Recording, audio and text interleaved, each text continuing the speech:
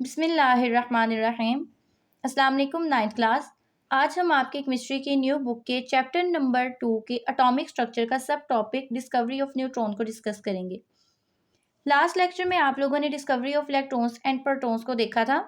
Electrons क्या है? Electrons atom के अंदर ऐसे पार्टिकल्स हैं जिसके ऊपर नेगेटिव चार्ज था, और प्रोटॉन्स ऐसे पार्टिकल्स थे जिसके ऊपर क्या चार्ज था? पॉजिटिव चार्ज था। आज हमने उन पार्टिकल्स को डिस्कस करना है जिसके ऊपर कोई भी चार्ज मौजूद नहीं है, ना ही उसके ऊपर पॉजिटिव चार्ज है, ना ही उसके ऊपर नेगेटिव चार्ज है। तो ये क्या पार्टिकल्स हुए? ये न्यूट्रल पार्टिकल्स हैं। तो सबसे पहले एक साइंटिस्ट रदरफोर्ड ने 1920 में ये प्रेडिक्शन दी कि कुछ ऐसे न्यूट्रल पार्टिकल्स एटम के अंदर मौजूद हैं जिसका मैस किसके इक्वल है? प्रोटॉन्स के इक्वल है। अब ये प्रेडिक्शन कैसे दी रदरफोर्ड ने? अब रदरफोर्ड क्या कर रहा था? वो अपना एक एक्सपेरिमेंट परफॉर्म कर रहा था, क्योंकि उस वक़्त कि electrons and protons he discover हुए थे और यही fundamental particles of an atom consider किए गए थे। तो रदरफोर्ड ने एक एक्सपेरिमेंट किया जिसमें वो देखना ये चाहता था कि इलेक्ट्रॉन्स एंड प्रोटॉन्स किस तरह से एटम के अंदर अरेंज हैं। तो इसने क्या किया? इसने जब अपना एक्सपेरिमेंट किया तो इसने इसमें न्यूक्लियस को डिस्कवर किया। न्यूक्लियस क्या है? एटम के अंदर सेंटर में न्यूक्लियस मौजूद है, और इसके इर्द गिर्द इसने क्या कहा कि इसके इर्द गिर्द इलेक्ट्रॉन्स रिवॉल्व कर रहे होते हैं। और उसने कहा कि न्यूक्लियस के अंदर प्रोटॉन्स मौजूद हैं, और एटम्स का जो पूरा मैस है यानी वेट है वो इसके न्यूक्लियस पे डिपेंड कर रहा है। यानी एटम जो है उसका पूरा वेट वो इसके न्यूक्लियस के ऊपर डिपेंड कर रहा है, क्योंकि न्यूक्लियस उसने कहा कि ये बहुत ज़्यादा डेंस और हार्ड पार्टिकल जो है इसके अंदर सेंट्रल बॉडी है जो कि इसके मैस के इक्वल है। और इलेक्ट्रॉन्स के मैस को उसने कह दिया कि इतना स्मॉल है कि वो एटम के मैस में हिस्सा नहीं ले रहा। लेकिन परेशानी क्या आई कि जब साइंटिस्ट ने प्रैक्टिकल इसी तरह एक्सपेरिमेंट परफॉर्म करने स्टार्ट किए, जब उन्होंने देखना स्टार्ट किया किसी भी एटम का, जैसे फॉर एग्जांपल हीलियम एटम उन्होंने ले लिया। अब हीलियम एटम का आपको पता है उसके अंदर 2 प्रोटॉन्स हैं, और इलेक्ट्रॉन्स भी कितने हैं इसके अंदर? 2 हैं, क्योंकि हमें पता है कि नंबर ऑफ प्रोटॉन्स किसके इक्वल होते हैं? नंबर ऑफ इलेक्ट्रॉन्स के इक्वल होते हैं।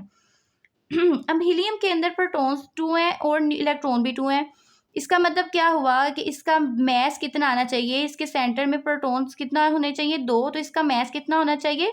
2 होना चाहिए। लेकिन जब एक्सपेरिमेंट किए गए तो साइंटिस्ट ने क्या देखा कि हीलियम का जो मैस आ रहा है वो 4 आ रहा है एएमयू में। तो इन्होंने क्या देखा कि इसका मैस कितना आ रहा है? हीलियम का 4 आ रहा है, लेकिन ये क्या चीज़ दिखेगी कि प्रोटॉन्स कितने हैं? 2 हैं। तो ये साइंटिस्ट को बात बड़ी परेशान की कि ऐसी क्या चीज़ इसके अंदर मौजूद है जिसकी वजह से इसका मैस क्या हो रहा है? ज़्यादा हो रहा है। अब देखिए ना, ये देखने से ही पता चल रहा है कि 2 प्रोटॉन है तो मैस 4 आ रहा है। इसका मतलब कोई चीज़ ऐसी इसके अंदर मौजूद है जिसका मैस ऑलमोस्ट प्रोटॉन्स के इक्वल है, क्योंकि 2 में 2 प्लस करें तो वो 4 के इक्वल आता है। ऐसे ही है। तो साइंटिस्ट ने, रदरफोर्ड ने भी इसी तरह ये प्रेडिक्ट किया कि इसके अंदर कुछ ना कुछ ऐसे पार्टिकल्स मौजूद हैं जिसका मैस किसके इक्वल है? प्रोटॉन्स के इक्वल है। एक तो ये इस तरह से देखा गया। दूसरा साइंटिस्ट ने जब हीलियम को और हाइड्रोजन के मैस को जब कंपेयर किया, जब इसका वेट वो कर रहे थे, तो उन्होंने क्या देखा कि हीलियम के अंदर आप लोगों को पता है 2 प्रोटॉन्स हैं, 2 प्रोटॉन्स हैं, और हाइड्रोजन के अंदर प्रोटॉन्स कितने हैं? 1 है। तो जब 2 हाइड्रोजन होंगे, इसका मतलब 2 हाइड्रोजन किसके इक्वल होंगे? 2 प्रोटॉन्स के इक्वल होंगे। तो साइंटिस्ट ने क्या देखा? साइंटिस्ट ये देना चाहते थे कि 2 हाइड्रोजन का मैस हीलियम के मैस के इक्वल आना चाहिए, क्योंकि देखें यहाँ पर 2 प्रोटॉन्स हैं। तो साइंटिस्ट ने कहा अगर 2 हाइड्रोजन लेंगे तो 2 प्रोटॉन आने चाहिए। लेकिन ऐसा भी बिल्कुल ना हुआ। बल्कि क्या हुआ, जब इसको वेट किया तो 4 हाइड्रोजन के एटम्स एक हीलियम के एटम के इक्वल आए।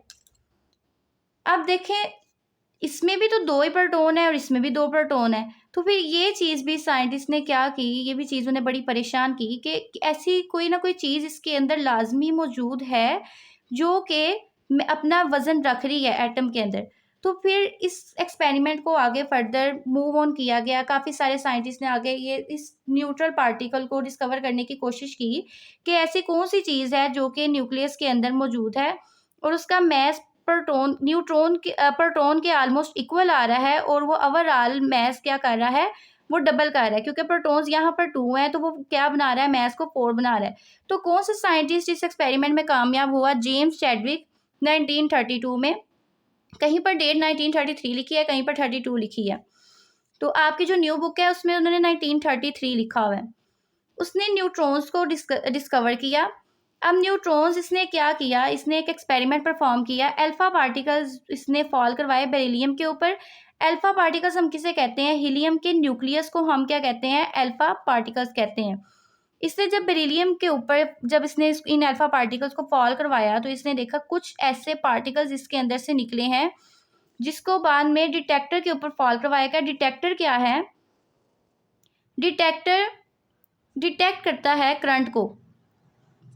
जब यहाँ पर यानी ये चार्ज को डिटेक्ट करता है, अगर इसके अंदर कुछ चार्ज होता है तो डिटेक्टर की ये जो नीडल है वो क्या करती, मूव करती। लेकिन जब ये डिटेक्टर के ऊपर जब ये फॉल किए न्यूट्रॉन्स तो इन डिटेक्टर की नीडल मूव नहीं की। तो इसका मतलब क्या हुआ, इसने ये प्रूव किया कि ये इस एक्सपेरिमेंट के अंदर कुछ ऐसे पार्टिकल्स निकले हैं जो कि जिसके ऊपर कोई चार्ज नहीं है, जो कि डिटेक्टर के अंदर कोई भी डिफ्लेक्शन शो नहीं कर रही, यानी उसकी नीडल को मूव नहीं करवा रहे।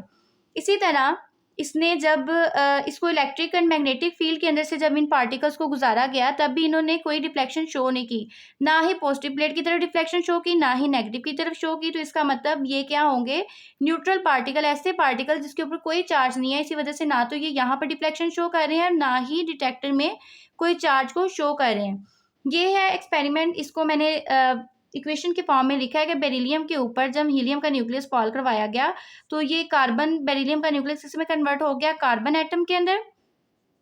क्योंकि ये जो ये रेडियो एक्टिव एक्सपेरिमेंट जो होते हैं इसमें सेंट्रल जो न्यूक्लियस है उसमें number of protons and neutrons change होने की वजह से एटम का खुद भी स्ट्रक्चर चेंज होता है। अब यहाँ पर देखें, हीलियम को जब फॉल करवाया गया तो 4 + 2 6 और 6 किसका एटॉमिक नंबर होता है, कार्बन का होता है। और इसी तरह कार्बन 12 बना और एक हमारे पास क्या पार्टिकल्स निकले, न्यूट्रॉन। अब न्यूट्रॉन्स को जब इन्होंने आगे एक और यहाँ पर इन्होंने पैराफिन वैक्स यूज़ की। पैराफिन वैक्स के ऊपर इन्होंने जब फॉल करवाया न्यूट्रॉन्स को तो इन्होंने क्या देखा कि इसने इसमें से इस पैराफिन वैक्स के अपने प्रोटॉन्स को ही निकाल दिया। इसका क्या मतलब हुआ कि ये ऐसे पार्टिकल्स हैं जिसकी एनर्जी बहुत ज़्यादा है और उन्होंने क्या किया है, प्रोटॉन्स को ही रिमूव कर दिया। यानी ऑलमोस्ट इसका मैस भी इतना ज़्यादा है कि वो प्रोटॉन्स को रिमूव कर रहा है। यानी अगर एक बॉल ने दूसरी बॉल के ऊपर फॉल किया है तो वो क्या कर रहा है, उसको अपनी जगह से हटा रहा है और खुद उसकी जगह पे आके एब्जॉर्ब हो रहा है।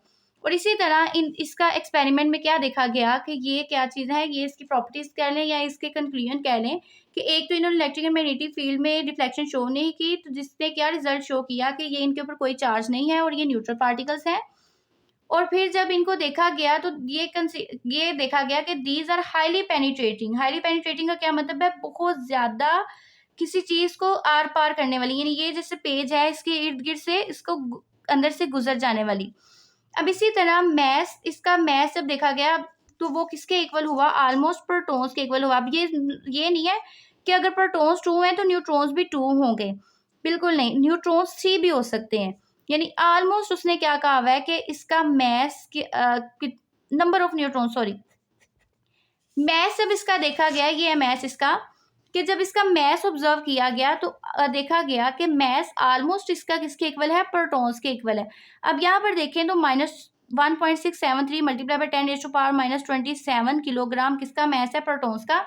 और न्यूट्रॉन्स का मैस कितना है, 1.675, यानी इसमें 3 और 5 डिजिट का डिफरेंस है, यानी ऑलमोस्ट इन दोनों का मैस वेट कितना है, इक्वल है। और इलेक्ट्रॉन्स का देखें -35 1 में जा रहा है, तो इसका मतलब इसका बहुत स्मॉल मैस है। और दूसरी चीज़ इसकी क्या, एक और चीज़ ऑब्जर्व की गई, जब हर एटम के अंदर देखा गया अगर हाइड्रोजन के ही 2 एटम्स पकड़े गए, एक हाइड्रोजन 1 और एक हाइड्रोजन 2, जब उन्होंने देखा तो इन दोनों में क्या देखा, इसमें न्यूट्रॉन है ही नहीं है हाइड्रोजन 1 के अंदर, और जबकि इसके अंदर हाइड्रोजन कितने हैं, हाइड्रोजन की तादाद 1 है। तो इसका क्या मतलब हुआ कि हर एटम के अंदर, चाहे वो एक ही एलिमेंट के एटम हैं, उनमें हर एटम के अंदर नंबर ऑफ न्यूट्रॉन्स क्या है, डिफरेंट है। तो ये चीज़ ऑब्जर्व की गई। और तीसरा पार्टिकल डिस्कवर किया चैडविक ने, न्यूट्रॉन्स को, और न्यूट्रॉन्स को फंडामेंटल पार्टिकल्स ऑफ एटम कहा गया। और न्यूट्रॉन्स की डिस्कवरी जब कंप्लीट हुई और उसके बाद प्रोटॉन्स एंड न्यूट्रॉन्स की जब नेचर का पता चला कि ये सेंटर में टोटल मैस बना रहे हैं, तो फिर न्यूक्लियर केमिस्ट्री ने भी बहुत ज़्यादा इसके बाद डेवलप किया। यहाँ तक था हमारा आज का टॉपिक, जिसमें हमने आज 3 फंडामेंटल पार्टिकल्स को कंप्लीट कर लिया है, discovery of electrons, protons and neutrons को। आगे नेक्स्ट हम पढ़ेंगे डिस्कवरी ऑफ न्यूक्लियस, जिसमें मैंने थोड़ा-सा भी इसके बारे में बताया है कि डिस्कवरी ऑफ न्यूक्लियस रदरफोर्ड ने की थी, और इसका एक्सपेरिमेंट हम अपने नेक्स्ट लेक्चर में पढ़ेंगे। तब तक के लिए अल्लाह हाफ़िज़।